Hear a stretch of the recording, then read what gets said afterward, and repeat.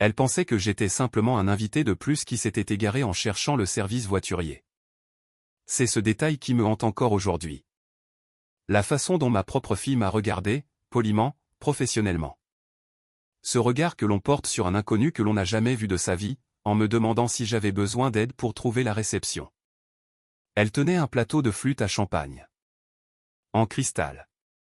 Celle que ma défunte épouse avait dénichée dans une vente aux enchères à Avignon, l'année précédant la naissance de ma petite fille. Ma fille tenait le cristal de ma femme sur un plateau d'argent, vêtue d'un uniforme noir à col blanc, debout sur le perron de la maison que j'avais bâtie de mes propres mains pendant plus de 37 ans, et elle ne savait pas qui j'étais. J'avais conduit 4 heures depuis le centre de rééducation fonctionnelle de Gap ce matin-là. Je n'avais prévenu personne de ma venue. Je n'avais d'ailleurs pas dit grand-chose à qui que ce soit ces derniers mois, car j'avais appris lentement, douloureusement et de cette façon qu'on apprend les choses quand on passe trop de temps allongé dans un lit à fixer le plafond qu'à l'instant où l'on révèle ce que l'on sait. On perd le seul avantage qu'il nous reste. Je m'appelle Jean-Pierre. J'ai 64 ans. J'ai bâti le domaine des Hautes-Crêtes à partir de 20 hectares de terre en friche dans le Luberon et d'une promesse faite à ma femme le soir de notre mariage, je lui donnerai quelque chose de durable. Quelque chose qui nous survivrait. À l'aube de mes 50 ans, la propriété s'étendait sur 85 hectares, comprenant un vignoble en pleine exploitation, une bastide du 19e siècle restaurée, 3 gîtes d'invités et une résidence principale qu'un expert avait estimée, 8 mois avant mon AVC. À un peu plus de 25 millions d'euros. Il y a 8 ans, je me suis effondré dans la cave pendant les vendanges. Une malformation artério-veineuse, un enchevêtrement de vaisseaux sanguins dans mon cerveau dont personne ne soupçonnait l'existence, avait rompu sans prévenir. Mon frère m'a trouvé 2 heures plus tard. J'ai été héliporté vers le CHU de Marseille et j'ai passé les 11 jours suivants dans un coma artificiel. Quand j'en suis sorti, je ne pouvais plus parler distinctement. Je ne pouvais plus marcher sans aide. Ma main droite tremblait si violemment que je ne pouvais pas tenir un stylo. Ce qui comptait plus que quiconque ne le réalisait à l'époque, à cause de ce que mon frère m'a demandé de signer durant ces premières semaines de confusion dans l'unité de soins de suite. Il m'a dit que c'était temporaire. Il était assis au chevet de mon lit d'hôpital, sa femme, Isabelle, debout juste derrière son épaule gauche. Comme elle se tenait toujours. Légèrement derrière lui. Légèrement au-dessus de tout. Et il m'a dit que cette procuration générale n'était là que pour assurer la gestion du domaine pendant ma convalescence. Il a dit que ma fille était trop jeune, elle n'avait que 16 ans, pour gérer de telles responsabilités. Il a dit qu'il s'occuperait de tout. Il m'a regardé avec ce visage que j'avais connu toute ma vie. Le visage de mon frère, Marc. Et je l'ai cru, parce que quand vous avez 60 ans, que votre cerveau vient de tenter de vous tuer et que vous ne vous rappelez plus quel jour on est, vous croyez les personnes que vous avez aimées le plus longtemps. Ma femme était décédée 3 ans avant mon attaque. Un cancer des ovaires. 14 mois entre le diagnostic et le matin où j'ai tenu sa main dans notre chambre pour la voir partir. Après sa mort, je m'étais jeté à corps perdu dans le domaine.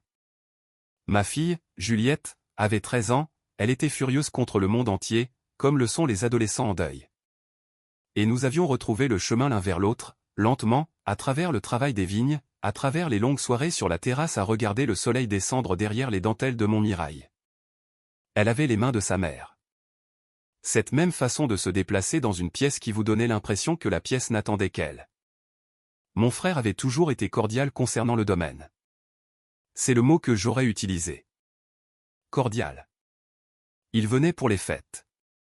Lui et sa femme admiraient les rénovations. Il posait des questions raisonnables sur la production de vin. Sa femme faisait des remarques sur les gîtes que j'avais choisi d'interpréter comme des compliments. Je n'ai jamais perçu la différence entre cordial et convoiteux jusqu'à ce qu'il soit trop tard, et à ce moment-là, j'étais déjà enfermé dans un établissement spécialisé à Gap avec un diagnostic de troubles cognitifs majeurs suite à une lésion cérébrale acquise. Et un tuteur légal qui n'était autre que mon frère. J'y suis resté 6 ans avant que les choses ne bougent. Le changement est venu d'un kinésithérapeute nommé Marc-Antoine, qui a commencé à travailler avec moi lors de ma 4e année au centre et qui était, contrairement à la plupart des gens que j'ai croisés durant ces années, constitutionnellement incapable de traiter quelqu'un de haut. Il me traitait comme si mon esprit était intact, même quand mes mots sortaient emmêlés. Il remarquait des détails. Il remarquait que les jours où j'étais frustré, mes capacités cognitives s'aiguisaient au lieu de se détériorer. Il remarquait que je pouvais résoudre des problèmes d'échecs complexes sur l'échiquier qu'il apportait les mardis après-midi. Il remarquait que ma main tremblante était plus stable quand j'étais en colère que quand j'étais calme. Ce qu'il trouvait médicalement intéressant et que je trouvais, pour ma part, secrètement utile. Il a été la première personne à dire tout haut ce que je pressentais depuis des années. Il a dit, « Jean-Pierre, vous n'êtes pas celui qu'ils disent que vous êtes. » Il a fallu encore 18 mois après cela pour trouver l'avocate. Marc-Antoine m'a aidé. Il a été prudent.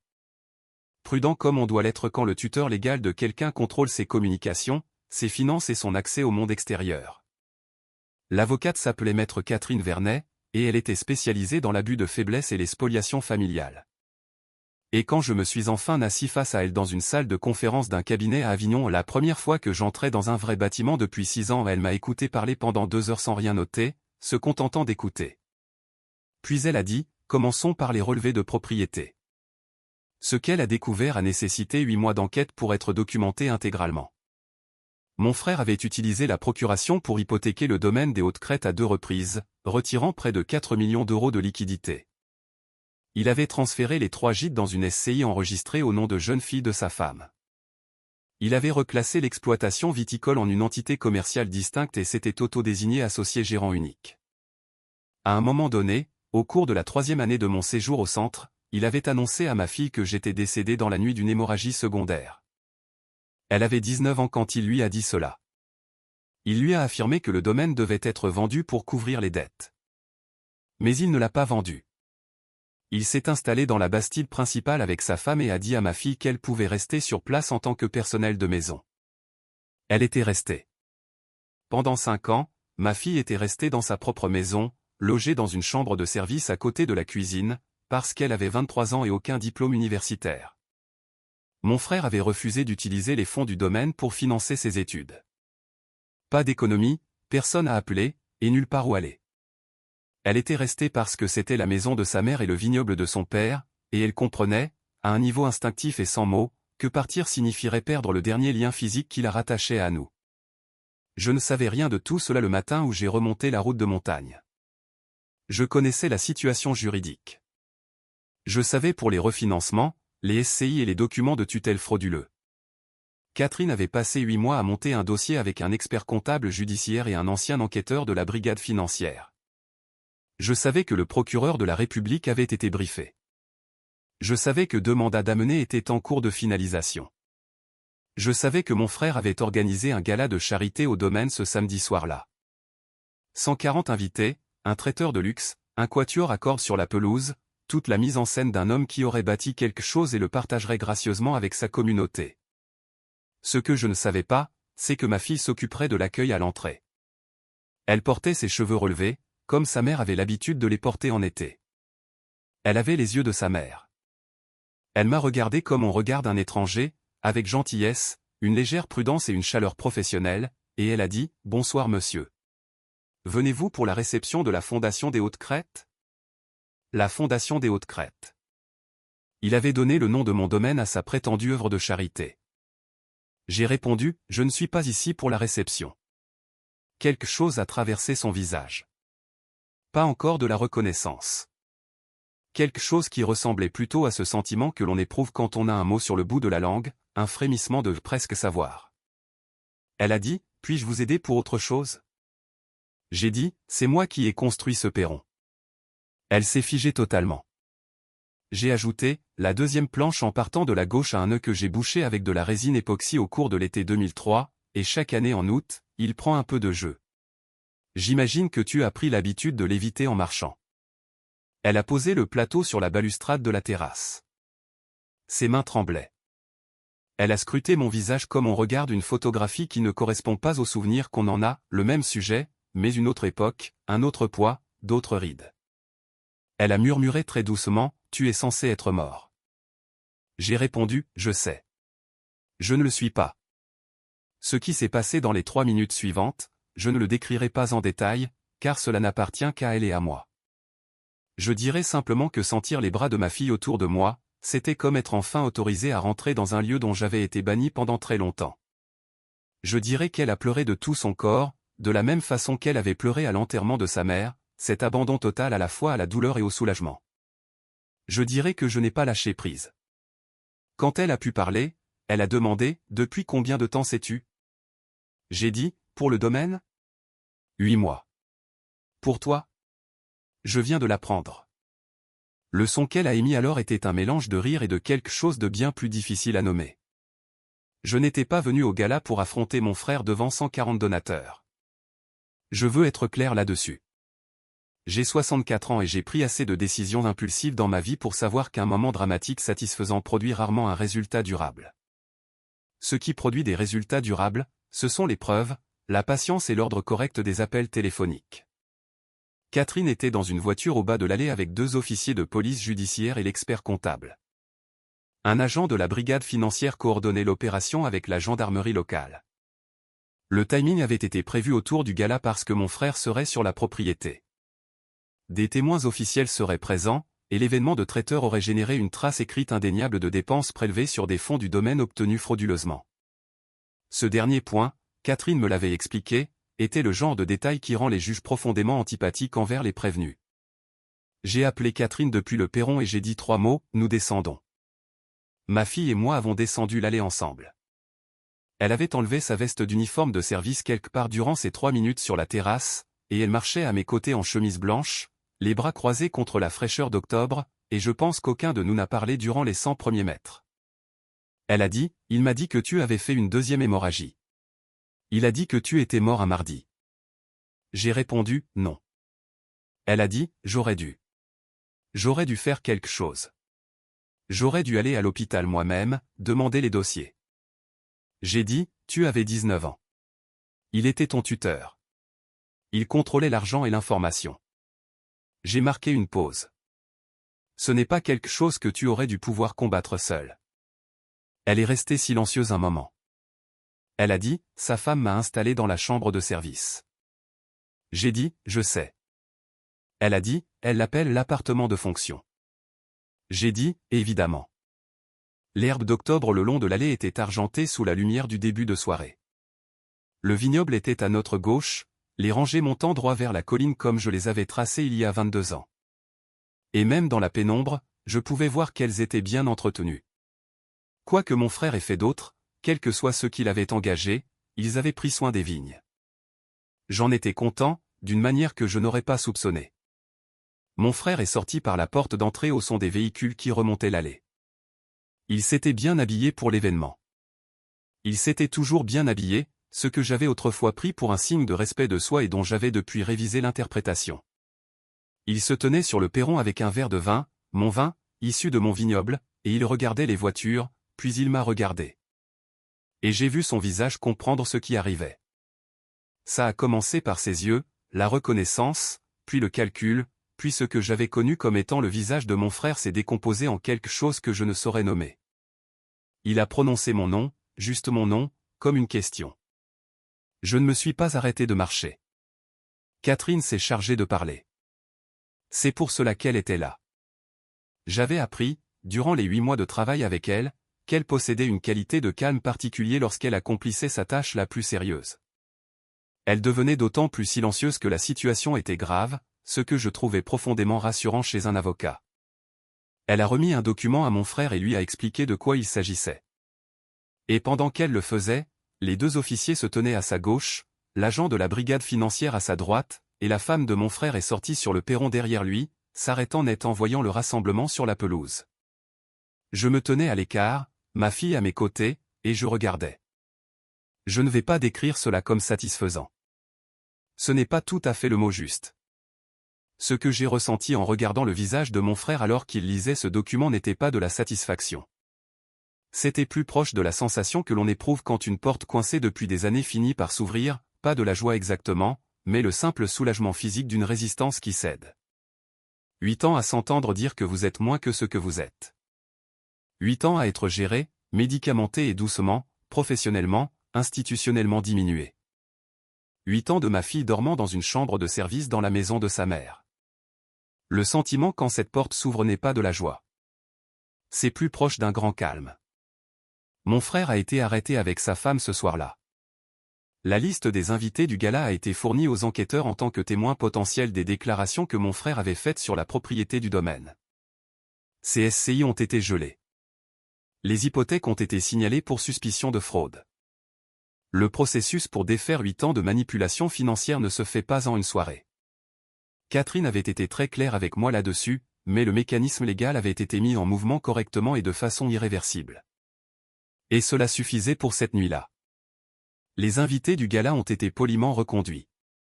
Le quatuor accorde à remballer ses instruments dans le noir. Les buffets du traiteur étaient, m'a informé ma fille avec une précision sèche qui me rappelait de force sa mère, déjà payée. Elle est donc retournée en cuisine pour s'assurer que rien ne soit gaspillé. Je me suis assis sur la terrasse pendant un long moment cette nuit-là, après que tout se fut calmé.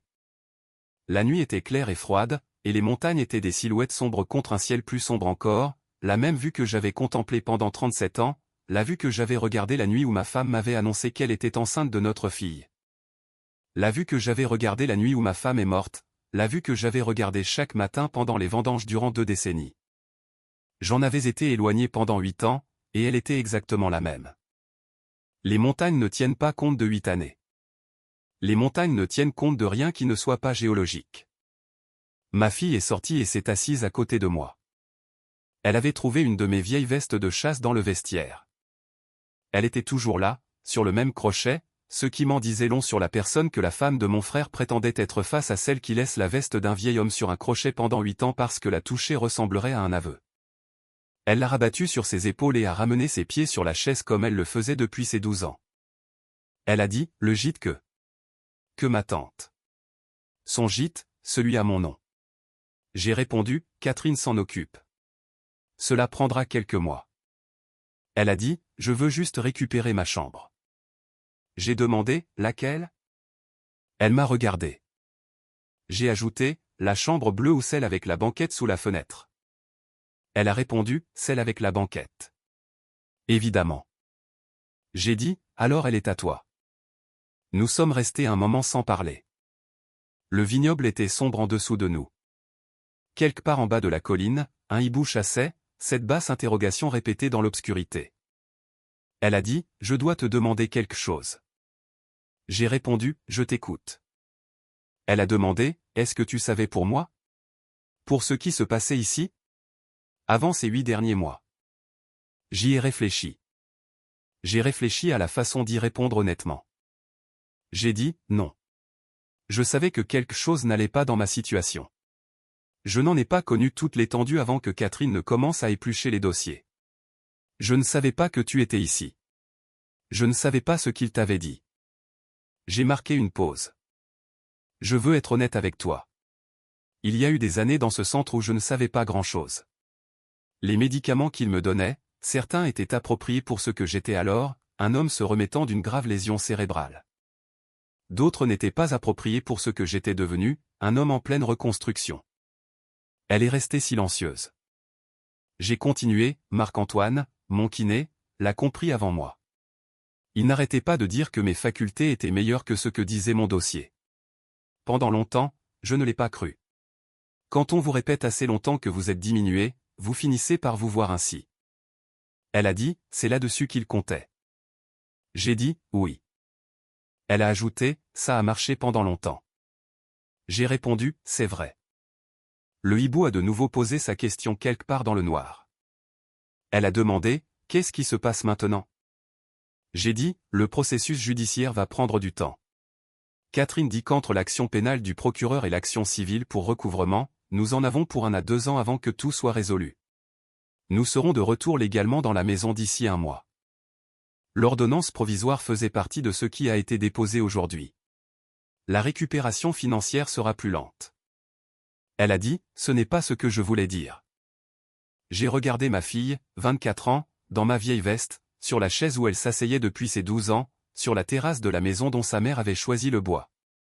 J'ai demandé, qu'est-ce que tu voulais dire? Elle a dit, je veux dire, qu'est-ce qu'on fait maintenant? Toi et moi. Cette simplicité directe.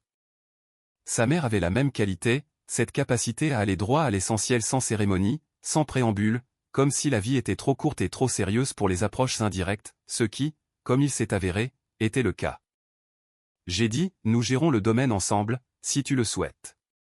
Le cabinet de Catherine dispose d'un consultant en gestion spécialisé dans ce genre de situation de reprise. Le vignoble est en meilleur état que ce que j'espérais, honnêtement. L'infrastructure a tenu. J'ai fait une pause. J'aimerais t'apprendre le travail de cave. J'aimerais que tu le connaisses comme je le connais, toute l'exploitation. Elle a dit, j'en sais plus que tu ne le penses. Je les regarde faire depuis 5 ans. Il y avait quelque chose dans sa voix quand elle a dit cela, pas de l'amertume exactement, mais de la compétence, l'assurance particulière de quelqu'un qui a été forcé d'apprendre par nécessité et qui a découvert qu'il était doué pour ça. J'ai dit, alors tu as déjà de l'avance.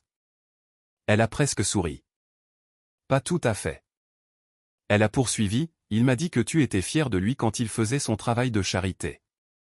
Il disait souvent qu'avant de mourir, tu lui avais dit que tu voulais que le domaine serve à faire le bien. Elle s'est arrêtée. Il le répétait souvent lors des dîners, dans des interviews. J'ai dit, je n'ai jamais rien dit de tel. Elle a dit, je sais. Je le savais. Mais j'avais 19 ans, je vivais dans la chambre de service, et je n'avais ni argent, ni avocat, ni... Elle s'est interrompue. A repris, je veux que tu saches que j'ai pensé à partir. J'y ai pensé souvent. Je suis resté parce que je ne pouvais pas me résoudre à quitter la maison de maman. Je sais que ça a l'air. Je sais que ça m'a probablement maintenu dans une mauvaise situation plus longtemps que... J'ai dit, ça t'a amené sur cette terrasse ce soir. Je ne suis pas sûr que partir aurait été préférable. Elle est restée silencieuse un moment. Elle a dit, Catherine a l'air très compétente. J'ai dit, elle est exceptionnelle. Elle a demandé, comment as-tu pu la payer? Si c'est lui qui avait le domaine. J'ai répondu, Marc-Antoine m'a prêté les honoraires de départ. Je vais le rembourser avec intérêt, et aussi avec une caisse de notre Cabernet Franc 2019, dont on m'a dit qu'il est exceptionnel bien qu'il n'ait pas encore eu l'occasion de le vérifier personnellement. Elle a ri. La première fois que je l'entendais rire. C'était le rire de sa mère, soudain, franc, légèrement plus fort qu'elle ne l'avait probablement prévu, le genre de rire qui fait sourire les autres sans qu'ils sachent pourquoi. Je n'avais pas entendu ce rire depuis 11 ans. J'ai regardé le vignoble. Les rangées sombres remontant la colline, 37 ans de cette vue. J'ai beaucoup réfléchi durant ces années à ce que mon frère croyait faire. Je ne pense pas qu'il se soit réveillé un matin en décidant de devenir l'homme qu'il est devenu. Je pense qu'il s'est raconté une histoire, comme les gens le font, sur ce qui lui était dû, sur ce qu'il méritait, sur la façon dont le monde s'était organisé injustement, sur la façon dont mon succès et sa relative banalité représentaient un déséquilibre que l'univers devait corriger. Je pense qu'il s'est raconté cette histoire assez longtemps et avec assez de détails pour qu'elle devienne pour lui la vérité. Je pense que sa femme l'a aidé à la peaufiner. Je pense que l'histoire leur a échappé, comme les histoires le font quand elles cessent d'être des récits pour devenir des justifications à des choix réels, à des torts réels infligés à de vraies personnes. Je ne vous raconte pas cela parce que je lui ai pardonné. Ce n'est pas le cas, et je n'ai pas l'intention de le faire. Je vous raconte cela parce qu'il importe de comprendre que les gens qui font subir cela à leur famille ne sont pas habituellement des monstres comme nous aimons les imaginer et évidents, identifiables, visiblement corrompus. Ce sont généralement des gens très doués pour être ordinaires en public et très doués pour se raconter des histoires en privé, et l'écart entre ces deux choses est le lieu où vit le dommage. Ce qui protège contre cela, ce n'est pas d'être plus intelligent qu'eux. Ce qui protège contre cela, ce sont les preuves. C'est de trouver une personne, un Marc-Antoine, une Catherine, qui vous regarde et décide de dire la vérité sur ce qu'elle voit. C'est de refuser, même quand vous êtes épuisé, médicamenté et que l'on vous répète quotidiennement que vos propres perceptions ne sont pas fiables, d'abandonner totalement la connaissance de ce que vous avez bâti, de ce que cela valait et de pour qui cela a été construit. J'avais bâti le domaine des Hautes-Crêtes pour ma femme et ma fille. Je l'avais bâti pour durer. Le fait qu'il soit encore debout, le vignoble produisant encore, les planches de la terrasse encore solides sous mes pieds, ressemblaient moins à une victoire sur mon frère qu'à la preuve que certaines choses tiennent grâce à ce dont elles sont faites. Et non à cause de celui qui les revendique à un moment donné. Les montagnes ne tiennent pas compte de 8 années. Certaines choses sont bâties de la même façon. Ma fille a fini par s'endormir sur la chaise, toujours vêtue de ma veste de chasse, comme elle s'endormait sur la terrasse quand elle était petite rapidement, complètement, sans transition apparente, présente un instant et l'instant d'après entièrement ailleurs. Je l'ai couverte avec la couverture qui se trouvait derrière la porte et je suis resté assis avec elle encore un moment dans le calme. Le domaine était silencieux. Le gala n'était plus qu'un souvenir. Les camions de traiteurs étaient partis. Les invités étaient retournés là où les invités retournent quand la fête s'avère être autre chose que ce qui était annoncé. Mon frère était quelque part sous la garde de personnes dont c'était désormais le métier de s'occuper de lui, et sa femme était avec lui, et quoi qu'il leur arrive dans les mois et les années à venir.